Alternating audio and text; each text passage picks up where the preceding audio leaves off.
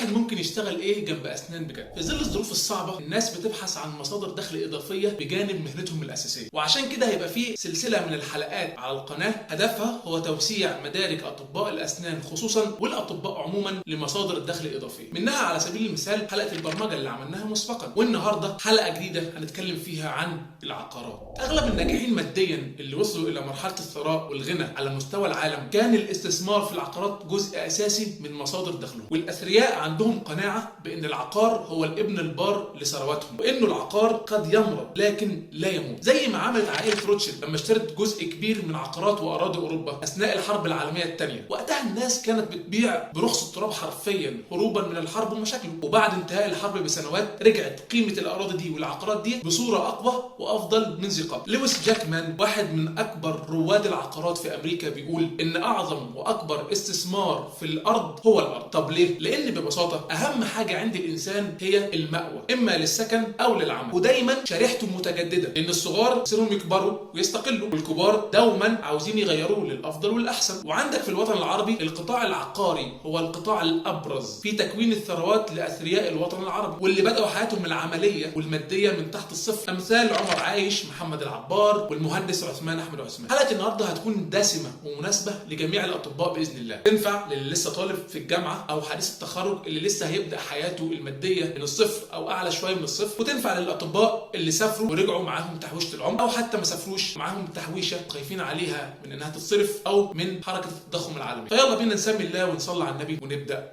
الحلقه.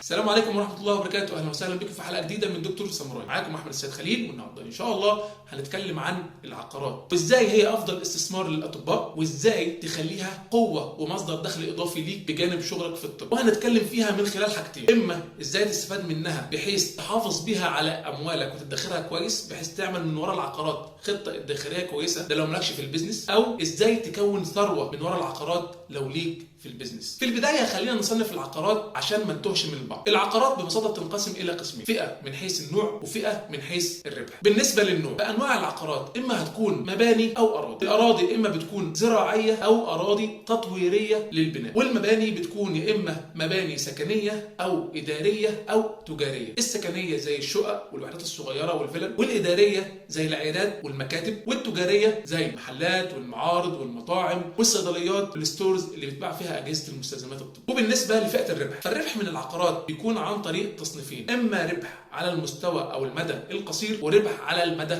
الطويل او البعيد. بالنسبه للربح على المدى الطويل فهو بيتميز بانه مخاطره اقل، ارباحه كويسه ومعقوله، ويعتبر الربح الشائع في الاستثمار العقاري وبيمثل اكثر من 90% منه، وبيعتمد في الاساس على حفظ الاموال وادخارها والاعتماد على تقلبات السوق بمرور الزمن، وعمره بيتراوح من 5 سنوات فيما فوق. اما الربح على المدى القصير فبيتميز بان مخاطره اعلى وارباحه كويسه وعاليه، لان التضخم ما بيلحقش ياثر فيها بشكل ملحوظ، بيمثل اقل من 10% من الاستثمار العقاري، وبيعتمد على استراتيجيه استغلال الفرص ووجود طفرات بيعيه في السوق العقاري، وعمره بيتراوح من سنه الى 4 سنوات. وانت كطبيب لما تدخل المجال العقاري هتندرج تحت فئه من 4 فئات. الفئه الاولى وهي انك تكون مدخر عقاري، هدفك بيكون تسقيع العقار، بمعنى انك تشتري اصل عقاري بنيه الحفاظ بيه على اموالك، سواء بقى بتحافظ عليها من التضخم او بتحافظ عليها من انها ما تتصرفش منك، بس دي تعتبر اقل فئه من فئات المجال العقاري. الفئه الثانيه وهي انك تكون مستثمر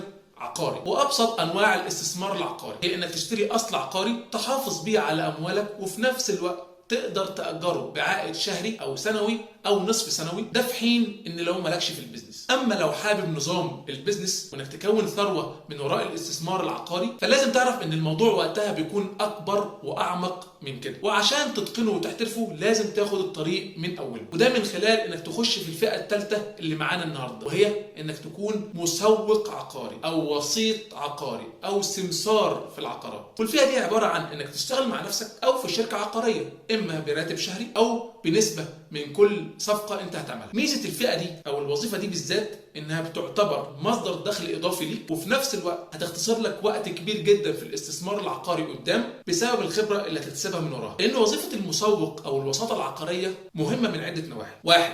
هتعرفك على سماسرة وتجار في المجال العقاري. 2 هتعرفك على الملاك. 3 هتعرفك على العملاء وتفهم مع الوقت مين فيهم فعلا اللي ناوي يشتري ومين لا. 4 هتعرفك على رغبات السوق ومستقبل. فالتسويق هيربط لك كل الأطراف اللي بتشتغل في السوق العقاري، وهيديك قوة وميزة تنافسية قوية قدام لما تبدأ تكون مستثمر في العقارات أو حتى مطور عقاري. ودي الفئة الرابعة معانا النهاردة اللي انت ممكن كطبيب تدخل فيها كمان. دي بتكون أعلى مراحل الاستثمار العقاري. وقتها أنت تدخل في مناقصات ومشاريع تطويرية، بحيث بقى بتبني وحدات سكنية، ملاعب، مصانع، محطات سكة حديد، مترو، وفي الأغلب بتكون مشاريع حيوية بيعتمد عليها اقتصاد الدولة اللي أنت فيها، زي شركة المقاولون العرب لما بنت السد العالي في مصر. أهم نقطة عشان تبقى مطور عقاري ناجح وتكون ثروة من وراء الفئة دي هي إنك تركب مع الدولة، يعني تمشي في نفس الاتجاه اللي الحكومة بتطور فيه الدولة بتاعتها، وخصوصا ده لو الدولة بتدير السوق العقاري فيها بشكل جيد وممتاز، بحيث بتطرح أراضي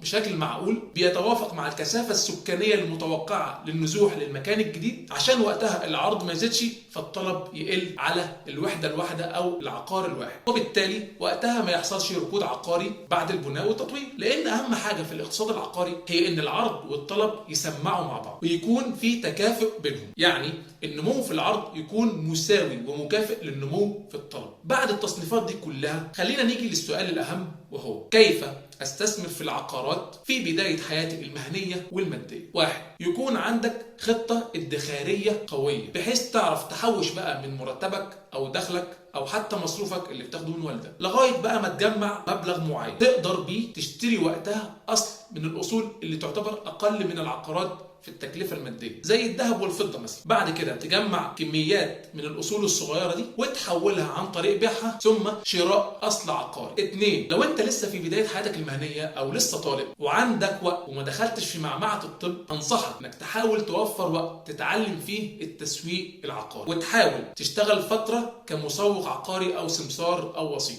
منها هتتعلم وتكتسب خبرة لقدام، ومنها تعتبر مصدر دخل إضافي تجيب منه فلوس إما شهرية أو بالنسبة على كل صفقة تحاول تبيعها وتنجح فيها. 3 ودي آخر خطوة، وهي لو نجحت في الخطوتين الاثنين اللي فاتوا وحابب تتعمق في المجال أكتر وأكتر، وقتها تقدر تفتح شركة عقارية بهدف بقى إما التسويق أو الاستثمار أو حتى التطوير. عندك مثلا المهندس عثمان أحمد عثمان فتح مكتب عقاري وبدأ فيه بنفسه وكبره مع الوقت لغاية ما وصل إلى شركة المقاولون العرب. يبقى باختصار الادخار، العمل كمسوق عقاري، فتح شركة عقارية في المستقبل. طب سؤال كمان ممكن يجي في دماغك، ما هي أفضل العقارات اللي أبدأ بشرائها في بداية حياتي أو حتى أسوق ليها؟ بص يا سيدي، مقومات العقار الناجح ببساطة هو إنه يكون خاضع لقانون العرض والطلب بشكل جيد أو ممتاز، سواء بقى المستثمر هيشتري أو المشتري اند يوزر هيستخدمها بنفسه. كمان العقار لازم يكون في منطقة حيوية بتتميز بأهم عنصر، وهو عنصر الاستدامة، زي انها تكون قريبة من مسجد، من مدرسة، من جامعة، مستشفيات، كنايس الى اخره. وبالتالي مع الملاحظة هتلاقي ان افضل استثمار في العقارات هو العقار الاداري والتجاري، لان دايما الطلب عالي عليه وفي عجز فيه باستمرار. ومن انجح الشركات العقارية في العالم اللي طبقت نظام الاستثمار في الاماكن التجارية هي شركة ماكدونالدز. شركة ماك في الأساس هي شركة عقارات قبل ما تكون سلسلة مطاعم موجودة حول العالم، واعتمادها الرسمي في الربح عن طريق إنها بتشتري الأماكن العقارية وتأجرها لأصحاب الفرانشايز وحقوق الامتياز اللي ناويين ياخدوا اسمها. والأكل يعتبر المصدر الثاني بعد الاستثمار العقاري، فماك بتعتبر الشركة رقم 5 في العالم من حيث الربح من العقارات، لأن ببساطة العقارات في وجهة نظرهم تعتبر من الاستثمارات الأكثر ضمانا وأمانا في العالم. You're not in the burger business. You're in the real estate business. You don't build an empire off a 1.4% cut of a 15-cent hamburger. You build it by owning the land upon which that burger is cooked. What you ought to be doing is buying up plots of land, then turning around and leasing said plots to franchisees. This will provide you with 2 things. 1, a steady upfront revenue stream. Money flows in before the first stake is in the ground. 2, greater capital for expansion, which in turn fuels further land acquisition, which in turn fuels further expansion, and so on, and so on.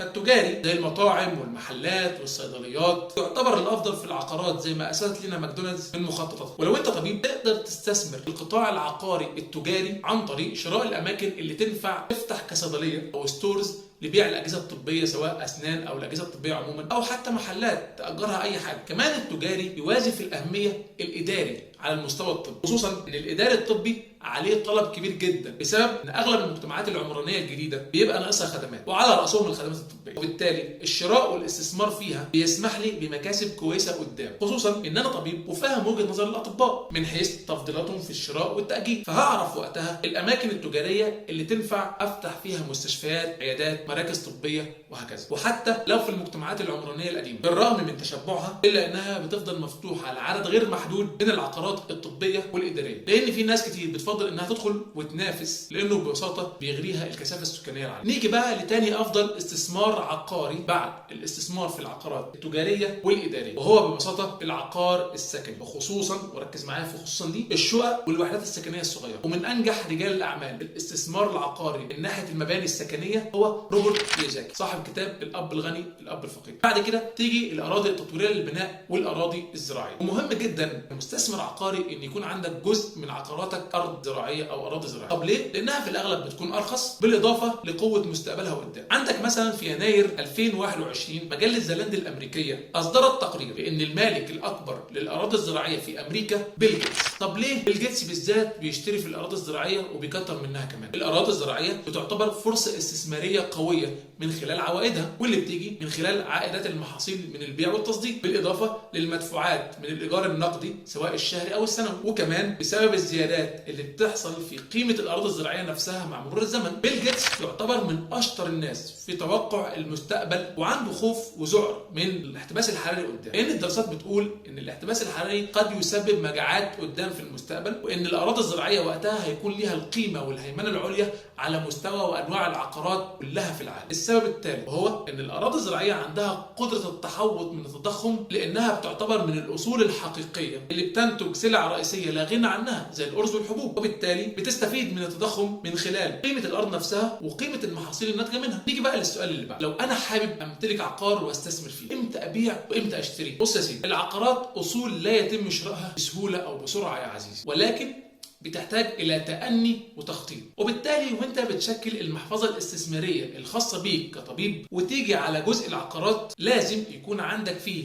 هدف تحققه بالراحة، لأن التخلص من العقارات صعب. وعشان كده امتى اشتري؟ لما أكون شايف منطقة أو حتة أرض فيها توقع لتغير ديموغرافي، يعني تغير في مساحة وكثافة السكان ونزوح ناس كتير ليها حاليا أو مستقبلا. ولو عاوز أرخص حاجة في المنطقة دي يكون حلو كمان معاك بأنه يزيد قدام، خليك على الأطراف. أشتري كمان في حالات الركود العقاري والأزمات، أيوة زي ما سمعت، لأن في الأزمات الاقتصادية والركود العقاري الأسعار بتكون منخفضة، وبعد الأزمة أو حالة الركود سواء قصرت أو طالت العقارات بترتفع تاني، وممكن كمان يحصل فيها طفرة في السعر. فلو هتشتري من أراضي الوطن العربي حاول تشتري في موسم الشتاء، لأن في الأغلب الطلب على العقار بيكون قليل والأسعار إلى حد ما بتكون منخفضة نسبيا عن المواسم التانية. حاول كمان تبعد عن منطقة وصلت لكثافة سكانية عالية، لأن المناطق دي ببساطة ما بيحصلش فيها طفرات بيعية أو قليل لما يحصل فيها، وأقصى حاجة ممكن تحصل هي زيادة بسبب معدلات التضخم، أو يكون الطلب زايد عليها لفئة معينة من الناس شايفة إن المنطقة دي بتناسبهم أكتر عن أي منطقة تانية. زي كده في أوروبا بتلاقي إن العرب أغلبهم والمسلمين بيحاولوا يتجمعوا في منطقة واحدة عشان يكونوا قريبين من بعض ويكونوا جالية. طب افرض أنت بقى حابب تشتري في الأماكن اللي فيها كثافة سكانية عالية، يبقى خليك في الأغلب في التجاري والإداري. ولو جينا للبيع فحاول تبيع كالتالي: 1. لما يجي لي سعر كويس أنا راضي بيه ورسمه من البداية في دماغي. 2. أبيع في فترة الصيف والاجازات، لان الطلب على العقار في الوطن العربي بيكون زايد وقتها. 3. يفضل التواصل مع مسوقين عقاريين، لانهم هيساعدوني في بيع العقار الخاص بيا، وكمان في الاغلب هيجيبوا لي عروض كويسه. 4. نقطه واهمهم وهي أبيع لما يحصل فقاعة عقارية في المنطقة اللي أنا شاري فيها، أو يحصل فقاعة عقارية للمكان اللي أنا شاريه بالذات. والفقاعة العقارية معناها هي زيادة في قيمة العقار، ولكن هذه الزيادة وهمية ليست لغرض أو طلب حقيقي، وإنما مرتبطة بطلب استثماري غير مستدام. وده بيحصل بسبب المضاربات الاستثمارية في العقارات، بحيث إنه بيكون غرضهم الربح، ولكن مع مرور الوقت بيبدأ ينخفض سعرها لما بتبدأ تباع بطلب حقيقي وبسعر حقيقي. واللي بيكون بيشتريها في الوقت ده شخص مشتري اند يوزر، هو اصلا في الاساس بيكون عنده زهد عنها بسبب الغلو اللي فيها. وفي النهايه لازم تعرف ان الاستثمار العقاري زي اي استثمار في العالم ليه مميزات وليه عيوب. مميزاته بتتمثل في 6 نقاط وهو بالترتيب. النقطة الأولى، العقار يقدر يحافظ على أموالك وممكن يزودها مع الوقت، خصوصا كمان ممكن يحصل فيها طفرات. الميزة الثانية، العقار بيتميز بأنه حيوي ومتجدد لو سبته مع الزمن. الميزة الثالثة، العقارات آمنة وفي الأغلب مخاطرها قليلة، خصوصا لو أنت هتعتمد فيه على الربح على المدى الطويل. الميزة الرابعة، تقدر تحصل على دخل من وراء العقارات لو أنت مأجرها، أو حتى مصدر دخل إضافي لو أنت شغال فيها كمسوق عقاري. الميزة الخامسة، العقارات بتعتبر أكثر حاجة محببة للناس، فطرة عندهم كده في الاستثمار بيحاولوا يجروا ورا العقارات أغلب حاجة. الميزة السادسة، بشكل عام هتلاقي فيه طفرات في العقارات عموما، حتى ولو كان في بعض الفترات اللي بيحدث فيها ركود عقار. اما عيوب العقارات واللي لازم تاخد بالك منها بتتمثل في 5 عيوب. العيب الاولاني، خد بالك من فخ الاعلانات. الاعلانات عموما على مستوى العالم بقت كتير جدا في المجال العقاري، وبقت في الاغلب بتحسب على العيوب بتاعه العقارات، لانها للاسف بتضل ناس كتير. فلازم تاخد بالك وتنزل تدور بنفسك انت على العقار اللي انت ناوي تشتري. العيب الثاني،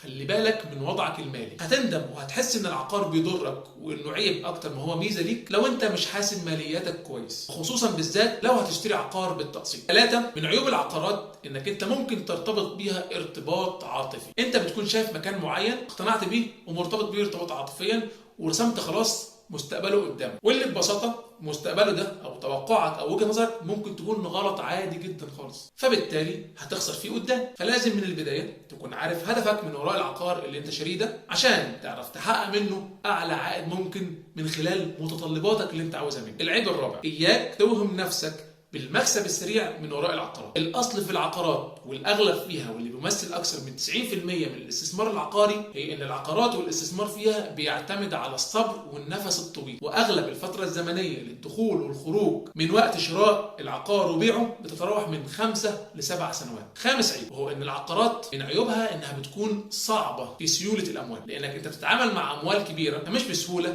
تقدر تبيع العقار بعد ما تشتريه بسرعه. وعشان كده حطش فلوسك في عقار انت محتاج فلوسها في اسرع وقت ممكن. لازم تكون حاطط فلوسك في عقار تقدر تستغنى عنه لفتره طويله قدام. نيجي بقى للنصائح الاخيره في نهايه الحلقه. بلاش تسقيع للعقار، حاول تاجره وتدر من وراه فلوس لغايه ما تبيعه، لان التسقيع بيكون محتاج منك ملاءات ماليه كبيره، وانك تكون مستغني عن الفلوس اللي هتسقع بيها العقار، وبالذات لان التسقيع بيحتاج الى فترات طويله عشان يبدا يحدث طفرات بيعيه من خلال تقلبات الزمن في السوق. ولازم كمان تعمل حسابك ان التسقيع في العقارات ممكن ما يجيبلكش ارباح مضاعفه بعد كده، وممكن كمان يجي عليك باثر سلبي بسبب التضخمات اللي بتحدث بشكل كبير في بعض الدول. النصيحه الثانيه، ما ينفعش احط كل فلوسي في استثمار واحد فقط، حتى ولو الاستثمار ده ممتاز جدا وآمن، لان مفيش حد المفروض يضمن الظروف كلها 100%. النصيحه الثالثه وهي لازم تاخد بالك منها هو ان القطاع العقاري في الاراضي الزراعيه اوقات بيكون مخادع شويه. ليه؟ لانه بيختلف من الدوله للتانيه، وممكن جوه الدوله الواحده يختلف من محافظه للتانيه او من ولايه للتانيه او من اماره للتانيه. فلازم قبل ما اشتري اي عقار او ارض زراعيه لازم